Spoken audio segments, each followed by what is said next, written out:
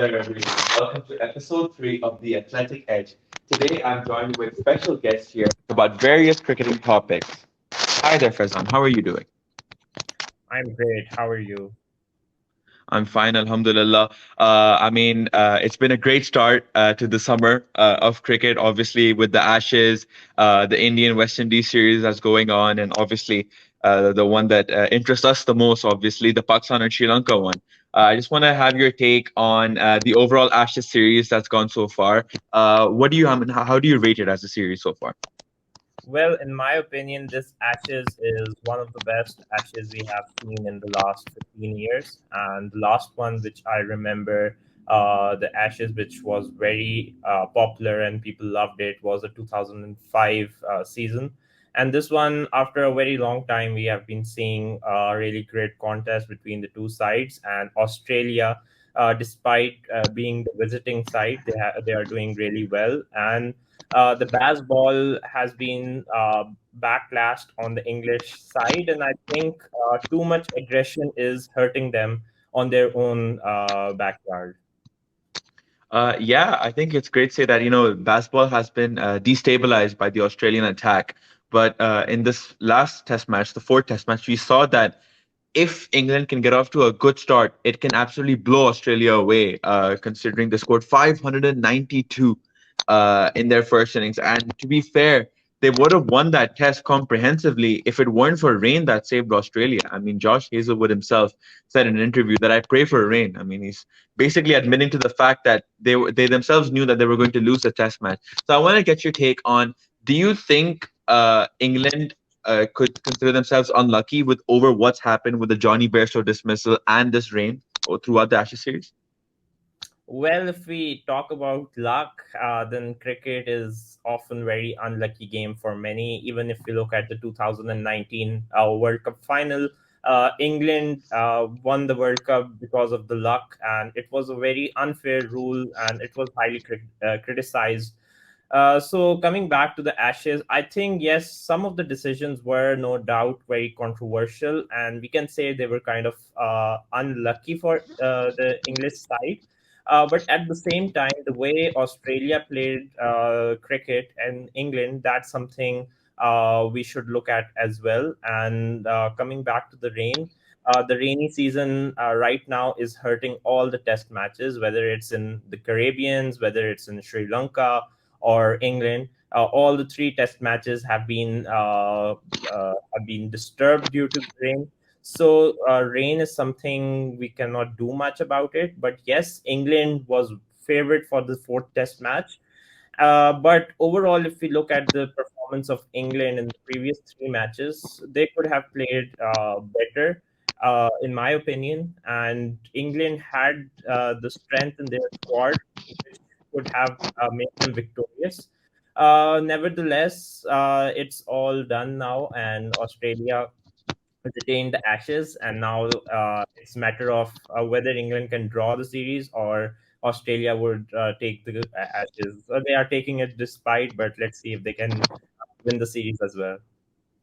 Yeah, if Australia do get that 3-1 defeat, then in the Ashes series, then you can consider England extremely unlucky in these circumstances because they easily could have made it 2-2, and then with momentum in their favor, they could have gone to become a reverse sweep and make it 3-2 to their favor. I do want to get your take on Marnus Labuschagne, that comeback innings that he had faced. I talked in a previous interview recently, and it was talking about how Marnus Labuschagne seems to be sort of sluggish on the crease and outside off stump. He seems to be struggling. I want to get your take. What do you think was it that he improved in this innings where he scored a recent and a very good 100?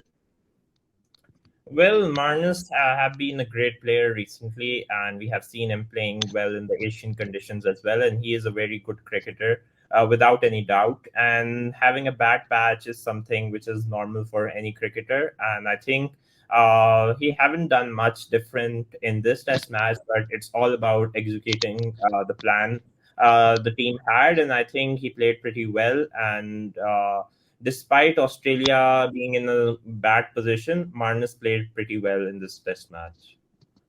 Yeah, a great point there that, form is temporary, class is permanent, and that's personified there completely by Marnus Labuschagne. Yeah, I mean, it was a great innings because he was counter-attacking, and then you could also see where he was resilient in terms of attacking the English bowlers, because if they did lose a wicket in that scenario, it could have been deadly for the Australians. Um, Talking about baseball, now this is where things get very interesting. Talking about baseball, I want to ask you, recently in a series between Pakistan and Sri Lanka, we've seen Pakistan surprisingly adapt this style and sort of form their own form of PakBall. I mean, in the sense that yesterday they had broken the record for the fastest 100 in a test match for any Pakistani team in history. So it is really interesting. And they're bringing this sort of fresh breath into test cricket. I want to ask you, what impact have players like recently Sean Masood, Salman Ali Agha, the new inducted coach, what impact are they having into this new breathe cricket in Pakistan? Well, there's a lot to talk about the baseball. Well, I think the entire Test cricket has transformed since the past year when this term was introduced. I think every team is looking forward to this aggressive approach, and that's what would make Test cricket alive for a very long time if this trend continues of team playing aggressively like a modern day cricket. But coming back to Pakistan, I think the defeats we had against England and New Zealand at our own home, that was something very embarrassing for us as well. And it was something from which we learned as well. So, according to some media sources as well, the coaching panel has asked the team players to not play more than three consecutive dot balls. Today, we saw some maidens on the second day of the match, but if we look at the scorecard of the day one's play, there isn't a single maiden over in the entire inning of Pakistani innings, which is commendable, and we have not seen something like that. The run rate of Pakistani team was over 6.5 for a very long time, and then it dropped down to 5.5. So that's something very unusual considering the way Pakistan plays cricket. And we have seen slower side of innings in Pakistani conditions, despite having flat pitches and everything. But this time against Sri Lanka, which is a very good side at their home, Pakistan played exceptionally well, and it didn't seem like it's a Pakistani side, and we can easily say this is the Pakistani way, which is being the new trending term for Pakistan instead of PakBall. So that's something very exciting, and I think the players who went to county, they got to experience how aggressive longer format cricket can be played. So we are learning from the best, which is England right now in terms of playing aggressive Test cricket. And I think Mickey Arthur and the new coaching panel is doing the right thing there. And with this approach, I think Pakistan can do well in SENA countries as well, because that defensive approach never worked for us. We last time when we won in Australia, it was 1995. So that defensive thing isn't working for us. If we try to play like this, then we might have some chance in the coming series. Definitely agreed. And I think I love the point that you made there about Pakistani players gaining experience from county cricket. Players like Sean Masood, he is becoming some sort of revelation for us in this side now, recently scoring a great half century. He got out on a silly dismissal, I must say, but the way he introduced the style and allowing Abdullah Shafiq to, also play around him, playing single doubles. And the interesting fact that you said that there was no maiden over in the whole of yesterday. So that's an interesting, and it's amazing to see, because the amount of criticism that Pakistan have faced over a various period of time, even in white ball cricket, they've always faced that fact that they just go in too slow. And this new fresh blood of cricket that we're introducing with the likes of Sam Ayub and Haris and all those guys that are mostly white ball rated, but even in Test cricket, Salman Ali Agha, I mean, what an innings by him as well. And of course, the man of the match of the first game, I believe, yeah, Saud Shakir. What an innings. It must be said that 200 was breathtaking. I want to know, I'm sure you must have watched the game. What are your takes on that Saud Shakir innings? Well, that inning was one of the best we have ever seen in Sri Lanka by a Pakistani batsman. And the way he played, the way he was confident with his shots, it seemed like he got a lot of experience. And he has been a player who is in the domestic circuit from a very long time. He made his international debut a little late, and he was regular in the team just last year. So he got the experience, and I think he can be a good prospect for Pakistan for the next 4 to 5 years in Test cricket. And I think if someone can finally replace one of our greats, which was Misbah and Yunus, that can be Saud Shakil. It's too early to call that, but I think this player got the potential to perform in even countries like South Africa and Australia.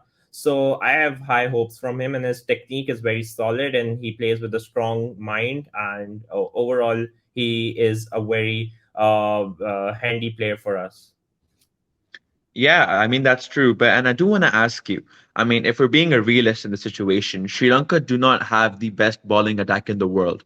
Um, do you think that by allowing this approach to be enthralled into the Pakistan team, do you believe that they can get a similar amount of success against countries that have a much better bowling attack, something like in England or in Australia? Well, I think it was never about the skill set. Always had good players. Our test team always had good batsmen, but we never used to perform in the SENA countries as well as we used to do in the Asian condition. And I think the issue is the intent. If we start playing with the right intent, if we start becoming more fearless against the top sides, we have the quality to chase them, to beat them in their home countries. So that's something that can be done, and I think we have a fair chance in winning in South Africa as well as England. We have done it in the past as well, but coming to Australia, it seems very tough considering their pace attack is the best right now in the entire world. So I think that would be very tough despite this approach. But I think we got a better chance with this approach compared to the one we are playing from a very long time. And being defensive won't take us anywhere in this current modern cricket, the way we play right now. Yeah, I think you summed it up. I think modern cricket can be summarized in this aggressive manner. So the only way to be successful is to move forward and play with an attacking intent. So I think Pakistan need to continue this approach as it's been extremely successful for them so far. Moving on to the Australia and West Indies series, obviously Virat Kohli having a very successful series and the youngster Jaiswal breaking the record for the most runs by an opener on a debut in Test cricket. I want to get your take on that innings because it showed great level of temperament. And even as the Pakistani, being biased, sometimes you have to sit back and appreciate talent. So, what are your takes on that very interesting innings from Jeswa? Well, a 21-year-old player coming to the West Indies for the first time for and representing their country and performing that well is something to appreciate. Despite being from any country, and Jaiswal is a very good prospect for India. Because of his role in the team, because Rohit Sharma had been finding opening partner from a very long time, and there has been some inconsistency with their opening pair. And if this player can stick around for a longer time, I think the opening duo can work well for India. And another thing which we need to focus on is that India is doing so well in Test cricket. So any player making a place in the side is already an achievement for that player because of the competition and overall the quality of the side.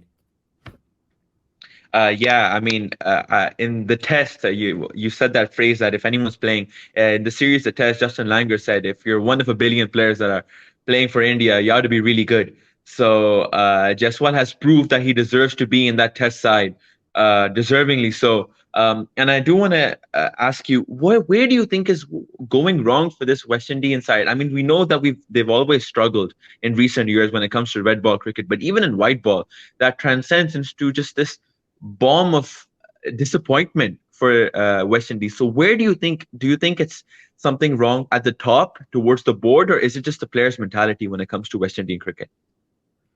Well, it's very disappointing for any cricket fan to see West Indies where they are today, and them not playing in the ODI World Cup is very disheartening for everyone. And coming back to the Test cricket, I think their Test side has been weak from the last 10 years now. Mhm. And I'm amazed they still played well against India, considering the quality of Indian side.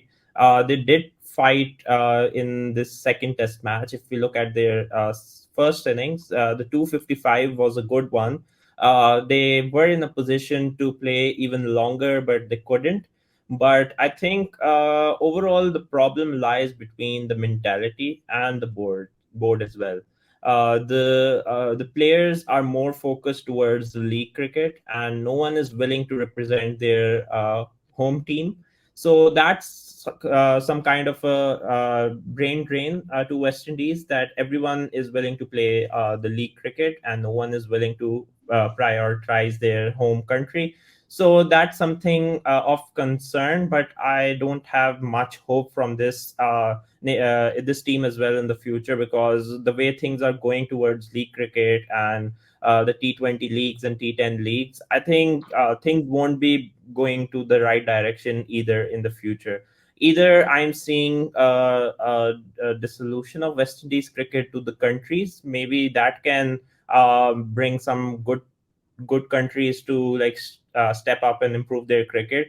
That would end their politics as well, but that's something just my personal opinion. But overall, West Indies is something which is disappointing everyone, and I still consider them a good T20 side, because in the World Cups and mega events, all the talent which they have from the league cricket, they come back to their national team.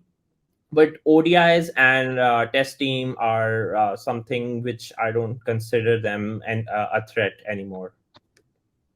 That yeah, I agree that that unity inside a team. There's not much team. There's just 11 people that are going out there for their own selves when it comes to that West Indian side. You don't see that much of unity or teamsmanship in that sense. I mean, it's been a great talk with you, Faizan. It's been lovely having you here. Hope you're doing well. And Would love to do this again in the future. I hope you're doing well. And this was the Athletic Edge with Xavier.